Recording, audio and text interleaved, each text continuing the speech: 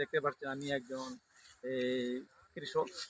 হ্যাঁ, আমি এখন আছি, আপনাদেরকে ঠিকানাটা আমি বলে দিই যে কোন জায়গায় আমি আছি। আমি আছি গাজীপুর ডিস্ট্রিক্টে কাশিমপুর উপজেলায় এই চক্রবর্তী এলাকায় অবস্থান করছি।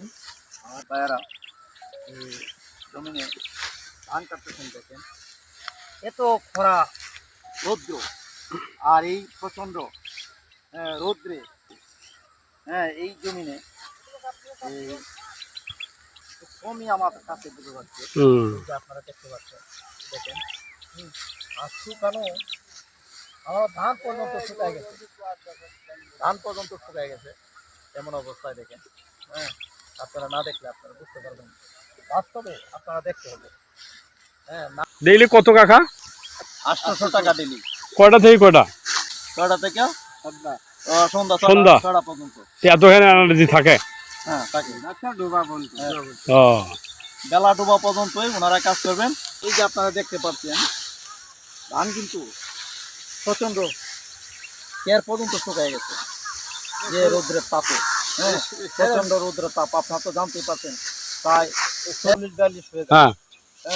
আর ওনারা দেখেন আপনারা কি সারাদিন কাজ করতেছেন? সকাল সন্ধ্যা থেকে বেলা ডুবা পর্যন্ত এনারা কাজ করে।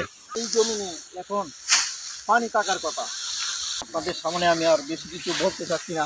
তাই দেখেন প্রচণ্ড রৌদ্র, তারা কিন্তু সারাদিনই সেভাবে ধান কেটে যাচ্ছে, কিন্তু মানুষ রাস্তায় এবং ঘরে বসে থাকতে পারছে না প্রচণ্ড গরমে। কিন্তু কৃষক ভাইয়ারা, এই যে মেহনতি মানুষ, তারা কি করব, কষ্ট করে হলেও তারা সেই কাজগুলা আসতেছে, প্রতিদিনই আসতেছেন। তাদের জন্য আল্লাহ তাদেরকে সুস্থ দান করুক, তাদের দ্বারা সুস্থ থাকেন। তারা সুস্থ না থাকলে তারা কাজ করা মোটেই সম্ভব না। আমিও দোয়া করব ওনারা যেন সুস্থ থাকে, সুস্থ থাকলে তাদের মনোবল থাকবো, কাজের মনোযোগও বসবে। তাই আর বেশি কিছু বলতে চাচ্ছি না। আসসালামু আলাইকুম।